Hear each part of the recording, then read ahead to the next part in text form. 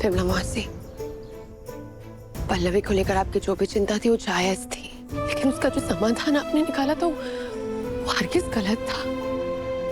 घर में तुम्हारी जवान बहन ब्याह के काबिल बैठी है, सुख चिंता करने की बजाय तुम माँ जी बाबूजी कर रहे हो। अच्छा तुम ही बताओ हम क्या करें। बोल दे बच्चा गिराने के लिए। आज अगर हम इस तरह खड़े हैं, इस जगह खड़े हैं, अगर ये हालात है हमारे, उसी गलती का नतीजा है।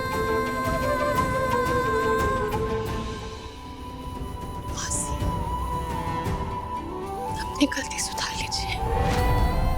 मधु भाभी को सच्चे मन से बहू बनाकर अपने घर लेकर जाइए।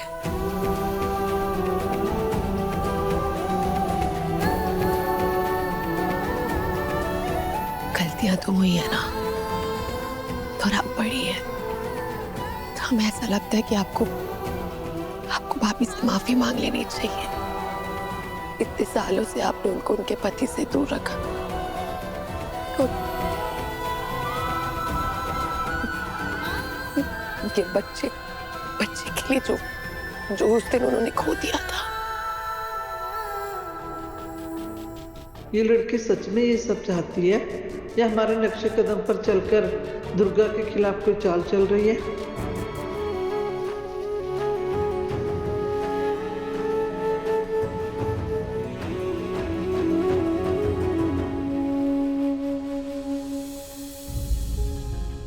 मधु, हम तो सोचते थे तुम्हें सिर्फ मर्दों को रिझाना आता है।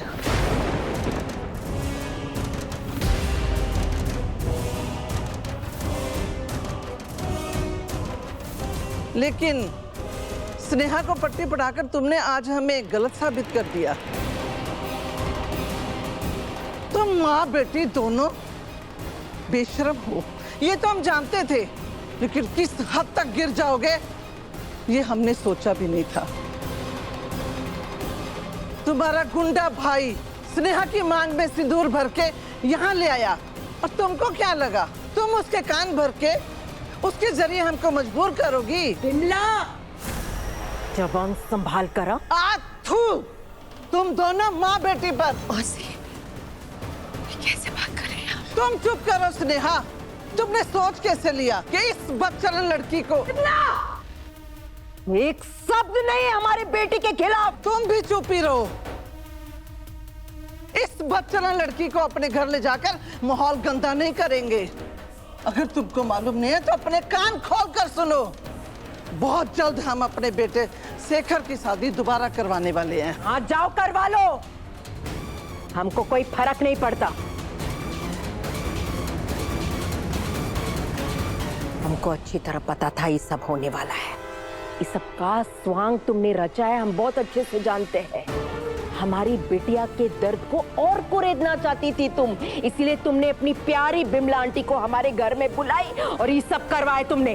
आप गलत समझ रहे हैं हमको। गलत तो तुम हमको समझ रही हो, लेकिन जब तक हम जिंदा है ऐसा कभी होने नहीं देंगे। दुर्गा, स्नेहा की वो नियत नहीं थी। इसकी नियत को तो हम बहुत अच्छे से जानते हैं। भरे पंचायत में हमको जलील करना चाहती थी, लेकिन क्या हुआ? कुछ नहीं। इसलिए ये नया तरीका अपनाया।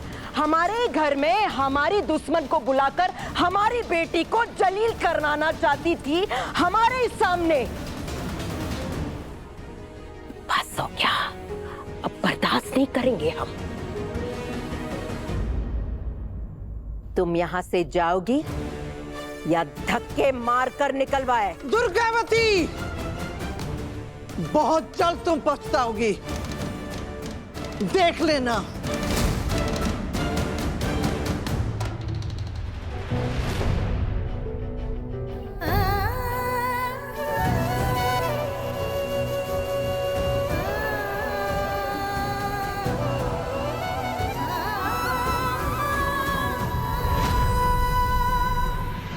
अरे भैया परेशान मत होइए, सब हो जाएगा। लेकिन आपसे हो पाएगा भैया जी? अरे करना पड़ेगा यार। ऐसा काम करो जिससे लोग तुम्हें सम्मान दें। स्नेहा जी तो बोल दी, पर हमें भी साबित करना है अपने आप को कि हम इज्जत की रोटी कमा के खा सकते हैं। हाँ, लेकिन इसको देखो, लैपटॉप में गेम खेलने बैठा है, कुछ सोचने के बजाय। बायोडाटा बना रहे हैं, नौकरी के लिए जरूरत पड़ती है इसकी, भाभी जी भी बनाई थी। अच्छे से बना। और बेसिक समस्या है कहा कि बायोडाटा में ना आपकी योग्यता, आपकी ताकत, कमजोरी सब लिखना होता है। हाँ तो लिखो आप कमजोरी वो मैं। हमारी भाभी यार तुम बात बात पर रोमांटिक कहाँ हो जाते हो? ये सब नहीं लिखा जाता, आपकी शैक्षिक योग्यता के बारे में लिखना होता है। कोई समझ नहीं आ रहा है कि आप तो अंगूठा छाप है। चल चुप कर जा। हमारे भैया जी सर्वगुण संपन्न हैं, कुछ भी काम कर सकते हैं। ऐसा कौन सा काम है जो भैया जी सबसे बेहतरीन तरीके से कर सकते हैं, बताओ। अरे भैया जी सुनिए तो, फल वाला कंपल। अरे आपका कौशल ये है कि आप एक साथ 10-10 गुंडों को धराशायी कर सकते हैं। जब मन किया गुंडागर्दी करने, हमें इस बात पे गर्व नहीं हो रहा है बल्कि शर्म आ रही है। मार कुटाई नहीं करनी मार कुटाई, ये तो कहा है स्नेहा जी ने यार। नहीं सुनिए, कहा है कि जो बल है वो खाली मारपीट में थोड़ी उपयोग होता है। किसी का सुरक्षा करना, अंगरक्षक बनना, इस सब में भी तो बल का इस्तेमाल होता है भैया जी। हाँ क्या मतलब? स्नेहा जी को अच्छा तो लगेगा, उनका पति अंगरक्षक, लोगों की सुरक्षा के लिए शक्तिमान। हम आपको यहाँ सब कुछ ठीक करने के लिए बुलाए थे, आपने सब कुछ बिगाड़ दिया। हम जानते हैं मौसी, आपके मन में उनके लिए नफरत भरी हुई है, लेकिन उसको जाहिर करने के लिए आप इतना नीचे गिर गई। एक औरत के लिए, एक बेटे के लिए इतना कुछ बोले उसके माँ बाप के सामने। बस हमारी पिल्ली हम ही को म्याऊं। हमें मालूम होता तुम्हारी नीयत इतनी खराब है, हम आते ही नहीं। नियत हमारी खराब है, हम सब ठीक करना चाहते थे, नियत आपकी खराब है मौसी। मधु भाभी आपकी बहू है जिनके बारे में आप इतना कुछ बोली हैं। आपका बेटा उनके साथ रहने के लिए तरस रहा, आप काहे नहीं देख? बकवास बंद करो। होते कौन हो तुम हमारे घर के मामले में टांग अड़ाने वाली? क्यों किया ये सब? हमने इसलिए किया क्योंकि आज तक हमें ये बताया गया कि भैया और भाभी एक दूसरे से दूर ठकुराइन दुर्गावती जी की वजह से, लेकिन आज पता चला ये सब आपकी वजह से हो रहा है मौसी। चुप करो तुम। ये अफसरों वाले तेवर ना हमको मत दिखाओ। किसने कहा तुम्हें ये सब करने के लिए? हम किसी के गुलाम नहीं है मौसी, किसी के कहने पे कुछ करेंगे। हम वही करते हैं जो हमें सही लगता है और जो गलत होता है उसके खिलाफ खड़े होते हैं। और आज तक हम ठाकुराइन दुर्गावती जी के खिलाफ खड़े थे, लेकिन आज आपने भी हमें निराश कर दिया मौसी। निराश कर दिया ना, तो रहो अब निराश। हमसे और हमारे बेटे से अपना रिश्ता भूल जाओ।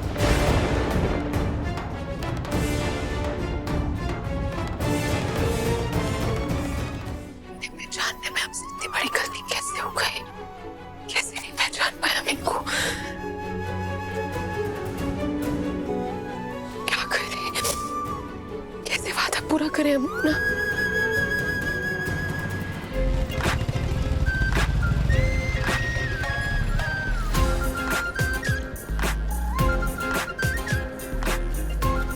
इतनी शक्ति हमें देना दाता, मन का विश्वास कमजोर होना। चलो।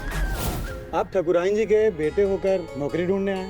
जी वो हम अपने बलबूते पे कुछ करना चाहते हैं। लेकिन माफ कीजिएगा, आपके लायक हमारे पास कोई नौकरी नहीं। सोहन, इनको चाय नाश्ता अच्छे से करा करके उसके बाद भेजना। शुक्रिया।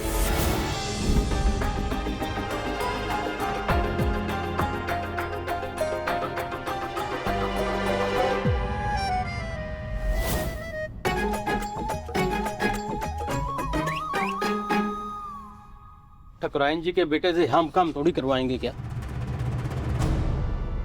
अरे तेजू भैया जी,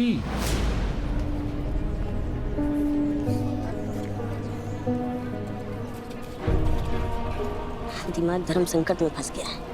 ठाकुराइन जी का बेटा होना ही गुनाह हो गया है।